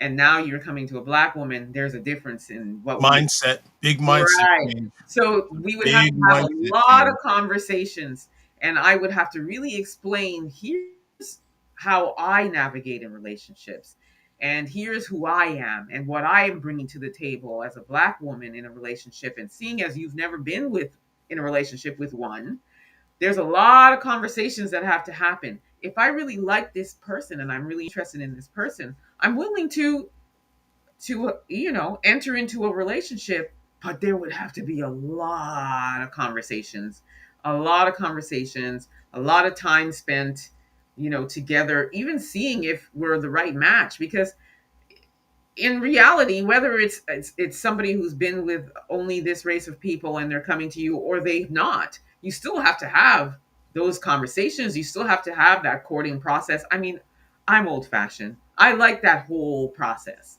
right? So I think this it would still be the same thing, but there would be an extra element of conversations and things to understand why, and what were those relationships, why did they end, what was happening, you know um but if I'm really attracted to that person, I'm open to having those conversations and seeing if we are the right fit in general. Just want to do a check in with you because I want to check your energy. How you holding up? Me? Yeah. Great. Okay, good. I just Oh, want you mean because I'm yes. Yeah, no, I'm good. I had like a good 7 hours of rest, so to. Okay, good. I'm good. Yes. Okay, Thank you good. for I just want to checking in. check because you know me. I always say, don't just manage your time, manage your energy. After And this Dr. Vibe, I'm laying out all day, just chilling. okay, good. All right, and we still got comments coming in, so I just wanted to make sure we do a check in. So just to do a free refresh here, we're hanging out with Emma Ansah, and we're talking about are black men really not competing for black men, and we've expanded the conversation in regards to relations, but many more people are chiming in, so we're going to continue the conversation. Black Nerd Talk says statistically, black men marry black women more than any other demographics of women. Even when it comes to high profile people, people don't mention Method Man or Ice Cube's marriages. Senior's Case says the call dropped. There was a technical problem, but it was an absolute pleasure.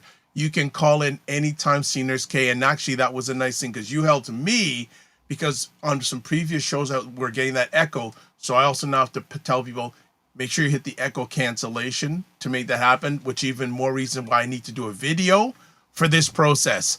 The Macmillan Group says that number is actually very low for athletes, and many of those wives are aspiring actresses or quote Magic City unquote employees.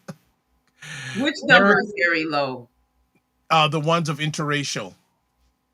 Oh, that's interesting because the statistics I see is high. Okay. So interesting. Derek T. Tuggle says, especially with athletes. So it'd be interesting to see.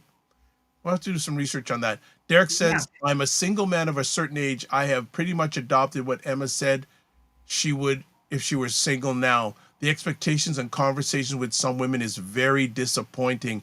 You know, Oh, and I do have conversations with single women, and the stories they tell me, it's not fun out there. I I echo that. Like I said, I have single black friends, and they're I'm like, that's why I said it would just be me and my dog. I don't even think I would try to even venture out there. It's not You cute. know, it's interesting you say that because I hear more and more black women say, you know what, I'm checked out.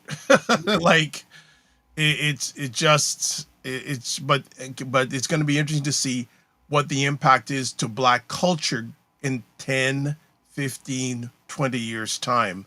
Yeah. Yeah, but I hear myself and Emma, we hear both sides. We I hear it from totally hear both sides, and even when I cover stories like this, I always say I will never tell anybody who to love. That's not my job. I don't know your heart. I don't know the person's heart. I will never say that. I just I always just question when people come on of other races and they use their platforms to trash black yeah. people, That for me is, now we have to have this conversation to say why, what's wrong with you, Yeah. so Macmillan totally. Group says so. Now he used a black man with a whole lot. With a whole lot of white trauma. Not a good fit for any black women. Yeah. And that's why for me, I would be willing to really understand, and then that would determine whether or not they have a shot. But I'm always curious to know what's going on. And like I used that other example of the one black man who said he tried for years to be with a black woman, but because he was of a darker complexion, and there was a time where a lot of black women were like, I like the light skinned man, the Shamar Moore, No, who there's still talks lots in of them out John. there. Yeah, so they love that light complexion, and then I know a black woman of a darker complexion. Oh my gosh, Dr. Vibe, there's so many moving parts to this. It's bigger I than know you this is think. going to be a conversation series. Yeah, there definitely needs to be a part two. But I know a black woman of a darker complexion who told me that she deliberately entered into a relationship with a black man of a light complexion because she didn't want her child to go through what she went through as a darker complexion black woman. Yes, and yes, that and that goes back to just in her own home, where she had a parent who spent her whole time just telling her she was dark and ugly, and used the name of an animal that we can't say on these platforms that yep, starts with an M, yep. because she had a hate for her father because they had a bad relationship ended, and she looked exactly like her father. Mm, So she was always insulting her. You are dark and ugly like your father. You're this like your father.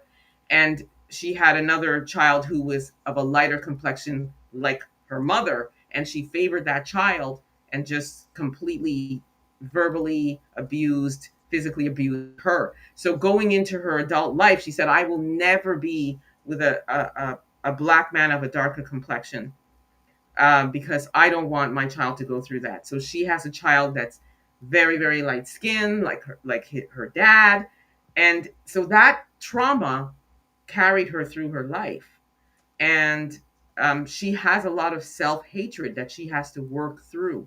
So that's another example of going into life being told this ever since you were young.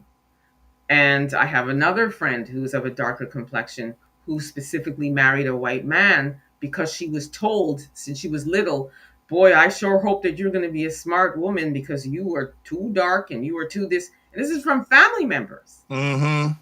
So that also carries you through life. So there's so many moving parts, and it's hard.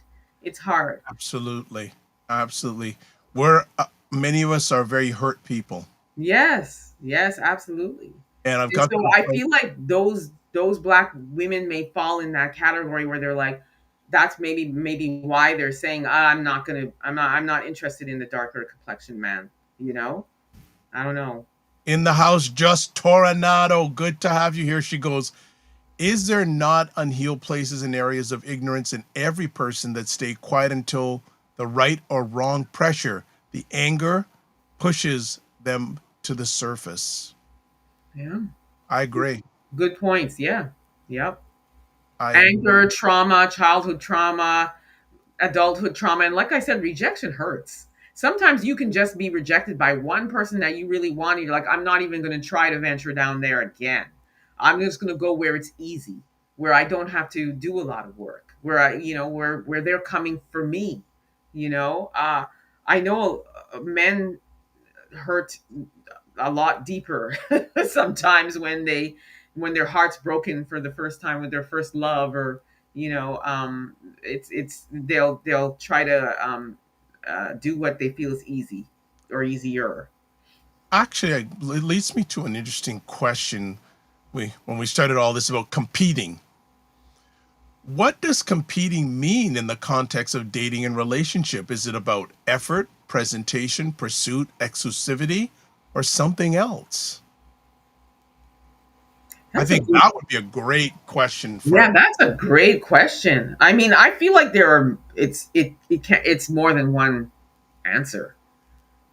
But when we talk about what the actual meaning of competition is like I'm competing with you about X, and I'm gonna bring my best A game in order to win that prize, whatever it is, right? Whether it's sports, in this case, relationships. I'm gonna. Oftentimes, people will present really good, but they may not always be authentically themselves, and because they're competing for this thing and they want this thing, or they're authentically themselves and still competing for it and saying, look, I'm gonna bring my best and my most authentic, and if I get it, I get it. If I don't, I don't.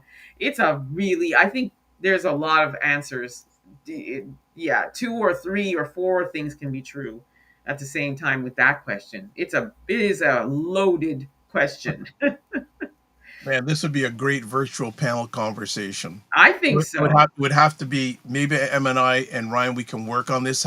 Yes. It wouldn't be just a one off. There'd probably be different segments. Yeah, and it would be good to have like different races of people to join that, because I think they can bring, their experiences to the table and have that Absolutely. conversation. And then we don't even a whole other thing too about the E word, economics. Hmm. We haven't even touched. And that's another one, another factor that plays into it. I mean, I will say that I do know some non-melanated people that say that um, they're paying all the bills and things like that, and Wow, and and that's interesting. I think a lot of black men know better than to bring that to a black woman. Oh well, but see, And but then that adds another dynamic because if we look in the world that we're in today, and again, unfortunately, both sides may have some thoughts, goals of way things should be economically, but then there's also a reality. Like, here's a good point. Look in the United States. Since a certain president got back into power, over 300,000 black women have lost their jobs. exactly. And I'm sure that a number of those black women are the head of their home, if Yeah, they're a partner. yeah, yeah. Because if they're single too, And if right? they're single, there's a Yeah, whole other thing where this is so multifaceted, but just that point alone in yeah, regards to the competition thing, right? That, yeah. well, black men would like to date black women, but economics and maybe another race is more tolerant. I'll say Yes, I've that. initially, Yes, initially. initially that is true, because again, as somebody that's covering stories like this, I've covered stories where, for example, one of the non-melanated flies to Jamaica, and gets involved with a man on the island. And when they come, and I speak from experience because I've been on the plane going to Jamaica, and I may be one of two black women on the plane, and all I'm seeing are non-melanated people flying down to go see their Jamaican lover, right? And they come down there, Airbnb is booked. They are very well to do, and they fly down, Airbnb, car rental, everything, and I'll see them around the island, and their man is driving the rental, and they're living in an Airbnb. But the instant that black man is starting to not show interest, or not accessible, or still living the life the way he does on the island, and they feel like they're being ignored and things like that, the way they turn on them. So that's why when you said initially, that is facts as well. Facts. Okay. Uh, Seener's case says that's why some single women turn to married men. You made this comment a while ago. Can you elaborate on that comment? I'd like to have you elaborate on that. Look who's in the house, the Daily Scrum News. Hello, oh, Daily Scrum News. hello, hello. Ooh, N word with a hard R. Yikes. At least drop the hard R. Okay. No, No. because you know why? Because she really wanted to stress that. And I always say, we can be angry in relationships, and we can say things, right, that sometimes you have to really apologize for, and sometimes maybe you can't take back. But I always feel like that's something that's in the back of your mind, or it's something within you that's there. If you can say that if you're angry, because like I said, we can say all kinds of things and then say, I'm sorry I called you that, or I'm sorry I said that. But that one, it's within you. It's within you that you would, in anger, that would come out of your mouth. Mm, mm. The Daily Scrum News says this is something she probably wanted to say for years. My whole point. My whole point. Just Tornado says, when worth feels earned by winning, everything turns into a contest. Dangerous zone and powerful question posed by the Dr. Vibe Show. Yeah, and it's a conversation that could be a whole other segment. And Daily Scrum News, good morning, right back to you, Daily Scrum News. Good to have you here. And Daily Scrum News, that is our good friend, Mr. Donovan Ralph Martin, who's on the first Monday every month, officially now, since we got it all straightened out. Can't wait to see. Yes, and then CK News says, because the dating pool is limited, undesirable. I always joke with my husband that sometimes I'd rather him not wear his wedding ring and went out alone. Really? Wow. Why is that? I want to know. You got to call back, Nurse K. Forget the technical difficulties. You got to, as an old song by Loose Ends, having on a string. Okay, she corrects it. Because the dating pool is limited, undesirable. I always joke with my husband that sometimes I'd rather him not wear his wedding ring when out alone. What is the reason for that? You've got to. Yeah, I really want to know. I think she's saying it as a joke, maybe. Oh. Yeah. Well, you know what? Because was it CK Nurse that said that that's why women date married men? Yes, I think that's why. I think that tagged onto that commentary. Because nothing's sacred anymore, by the way.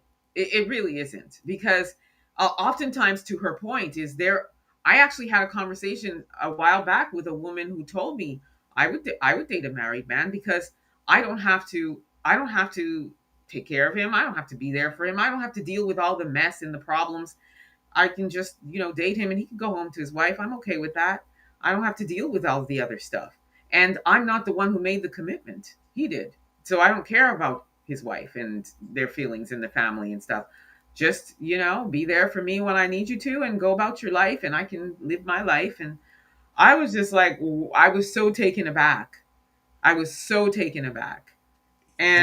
whether or not you wear your ring or not, it does not matter. Growing mindset out there. Pardon?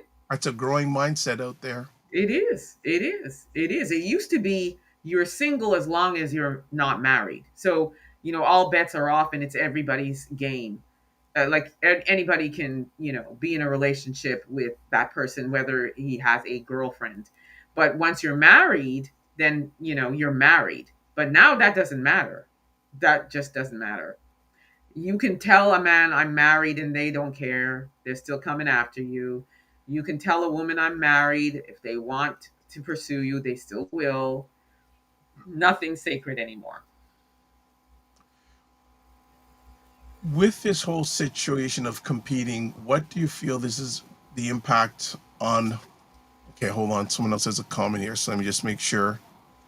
Oh, so Nurse K, you are the star of the show today, by the way, Nurse K. She goes, so many women I know are so adamant about the ring thing. It's all about trusting your partner. Ring means nothing to people who are motivated. Hello. I agree. Just, I always say, like, if my husband forgot his ring and left and he's like, oh my gosh, I forgot my ring. It's like, I always say to him, that's okay. Just act. Are you married? Yeah. Well, act like it. Period.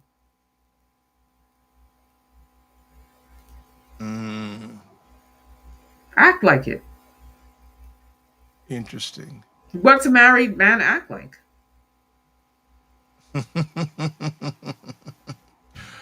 This is, and it's interesting. For a long time, I never wanted to host these conversations. And one of my main mentors last night, she was on, he says, you're in different seasons in your journey. What's a new season that you need to get, that you've been away afraid to go into? And when she said that last, I said, okay, pathetic words to say for today's conversation, because it's been a long time since I've got this deep, if at all, into this topic, but it seems that I need to do that. Oh yeah, this is a topic I feel like pretty much the world can relate to. So it's a conversation that you could have multiple segments on, have different people on who have shared or different experiences. Like it is definitely a burning topic. That's why I sent it to you. That's why I said we Uh, gotta talk about this. mm. So here's another question too. Are we importing dating scripts from other communities to fit our realities? Mm, I don't think so. Do you? I don't think we are. Um, I think in some cases, culturally, yes, in regards to the shiny things. Because yeah, one yeah, of the things I look at, this is just my lens, is that on average, a black man does not earn the same income as a non-melanated man. that is true. Same with black women.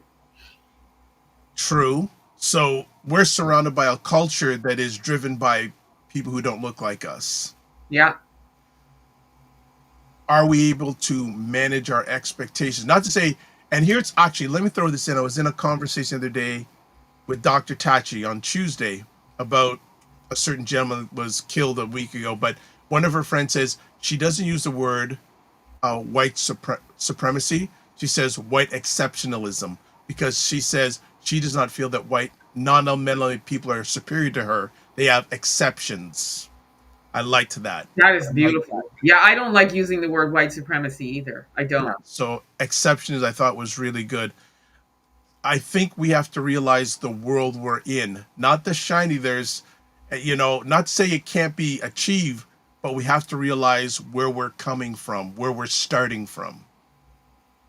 And for me personally, if people want to focus on entering into relationships based on the shiny things, um, you have to go back to what are your core expectations in a relationship.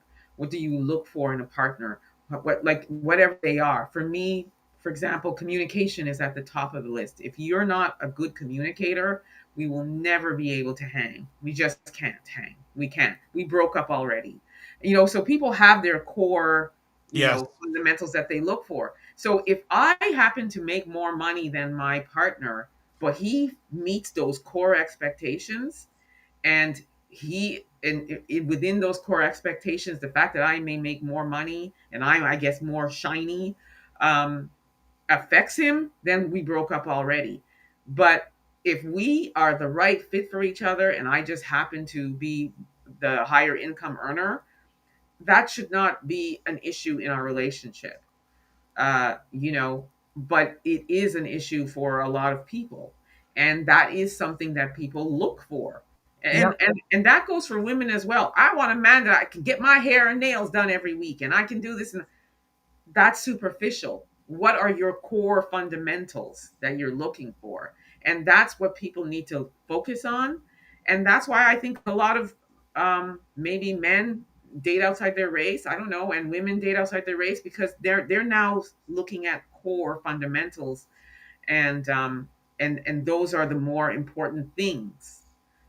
So again, there are so many elements that we can throw in here to talk about. Oh, C Nurse K goes, it goes both ways, men Yep. and women. Yep. Also says, Derek says, I'm different. If you say you're married or have a boyfriend, there is no more conversation other than surface conversation. I agree. I agree. I agree. Because there's been times where a man would say to me, I'd say I'm married, but thank you. And they'll be like, but we can still be friends, can't we? And it's like, but is that what you really want? Because that's not what you approached me with.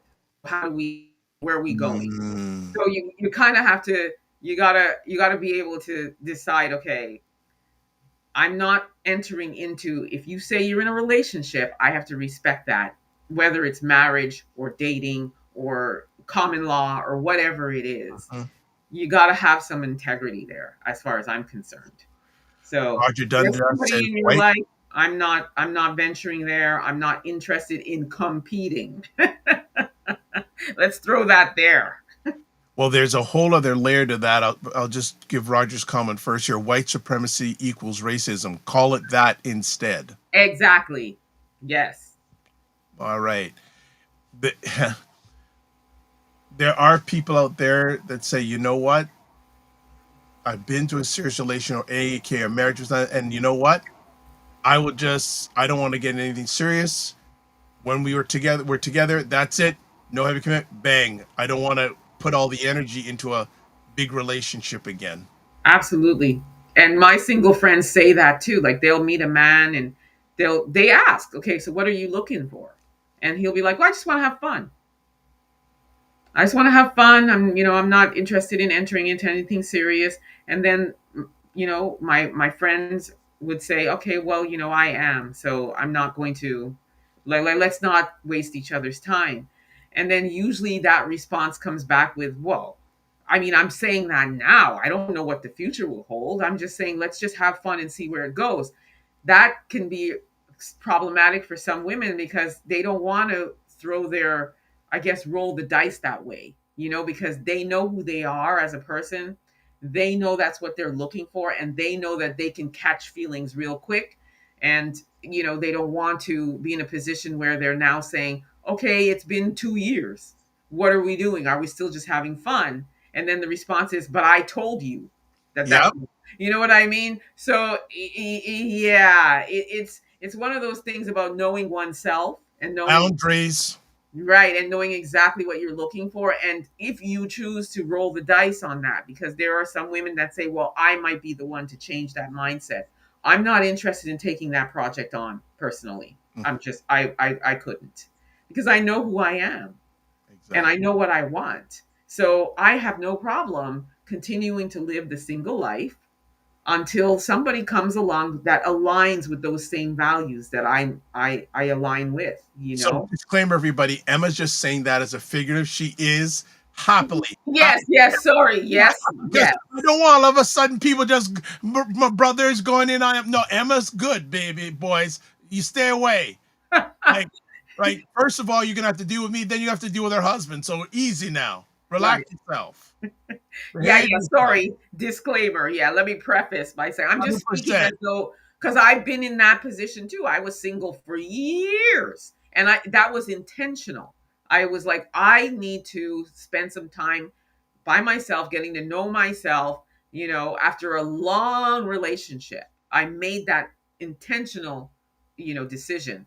So it took me years. And I also had a list, like, I don't want the athlete, I don't want the entertainer, I'm not touching that musician, and I don't, no way will I touch, I had a whole kill list.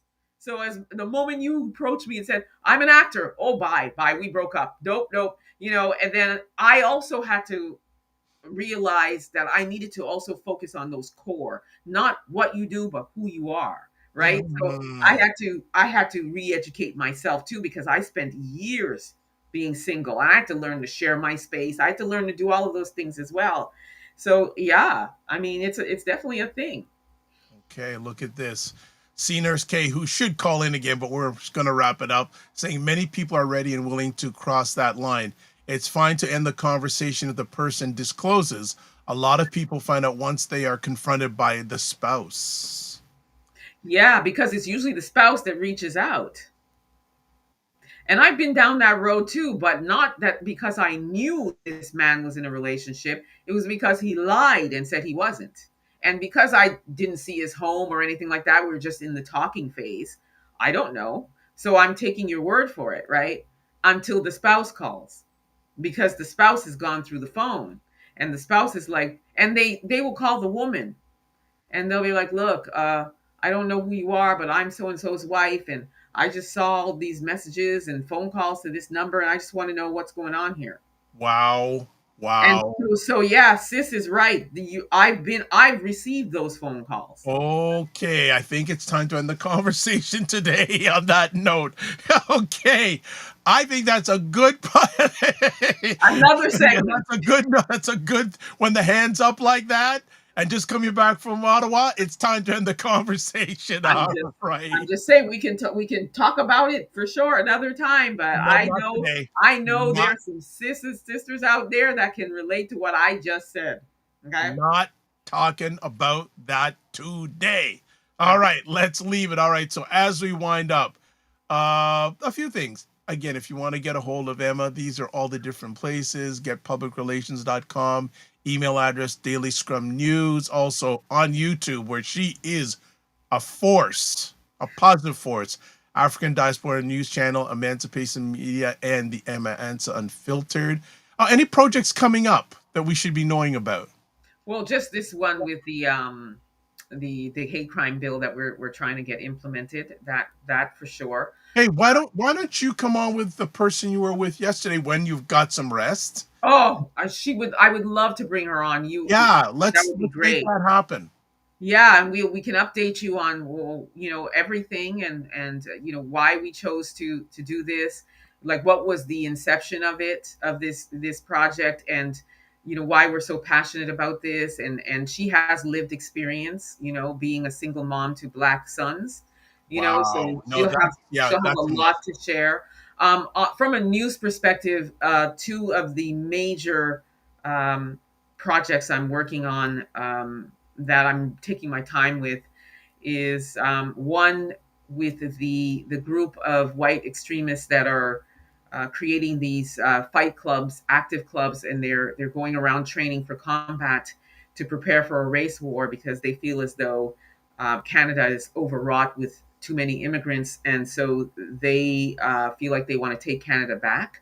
So that's a huge story that I'm working on, because there was a recent rally that took place in Niagara over Labor Day weekend, and they're popping up all over Ontario and Canada. So that's a big one. And then the other one I'm working on feverishly is the rise in young Black boys from the age of 12, 13, 14, 15, 16 that are involved in gun crimes, and there's a very alarming increase in the amount of that's going on in Toronto.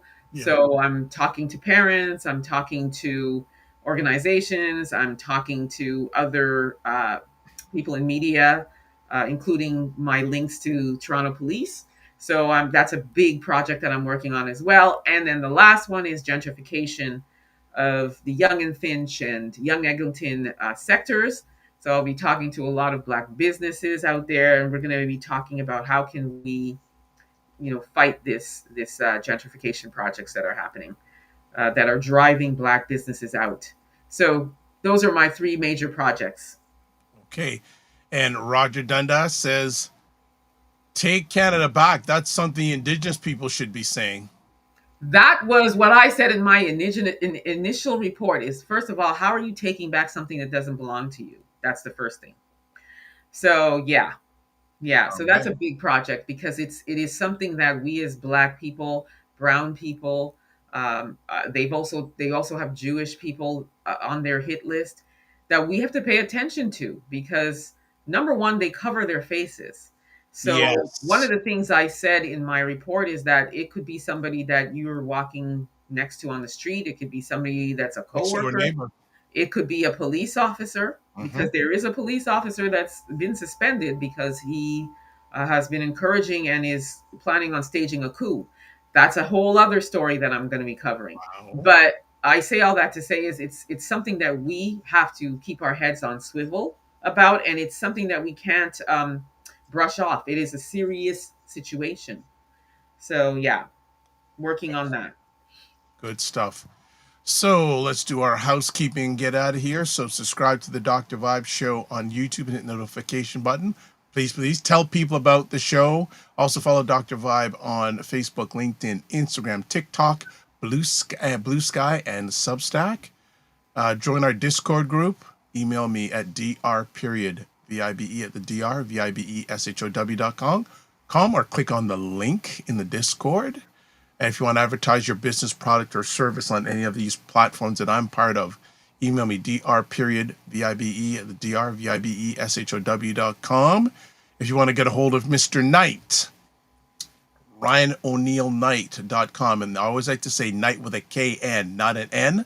Also on LinkedIn, Ryan Oneil Knight. Instagram, ryan.knight99. Email address, work with me at ryanoneilknight.com. With me, I make it real easy, family. There's just one link. taplink.cc/The Dr. Vibe Show will give you everything. As always, you can watch replays of this epic conversation on the Dr. Vibe Show on YouTube, Facebook, and LinkedIn, Afro Caribbean Business Network on YouTube, and Ryan Oneil Knight on YouTube. And we got one more comment. Michelle Baptiste, good closing comment. If you're not Indigenous, consider yourself an immigrant.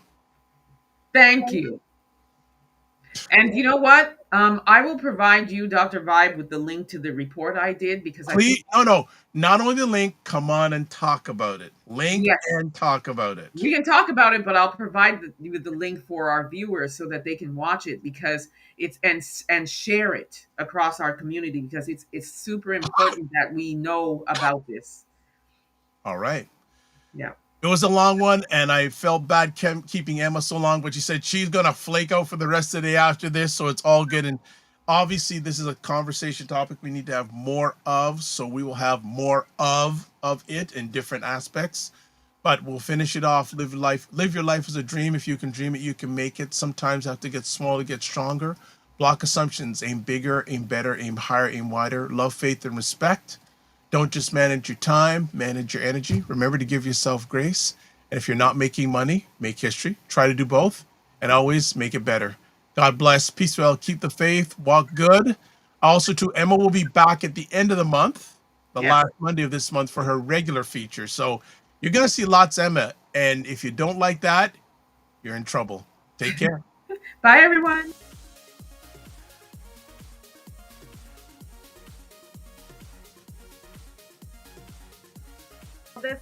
This whole thing of using your business with plant-based products, don't you think your life should reflect that too? Juke him, Carolyn. Juke him. The family loves us here because they're saying Fitness IQ Can says put a wig on to get in. Oh God. Oh my God. Like the ideas are just coming fast and furious here this morning. What? Okay, look at this. Global Women Ambassador. Good morning. Look forward. Okay.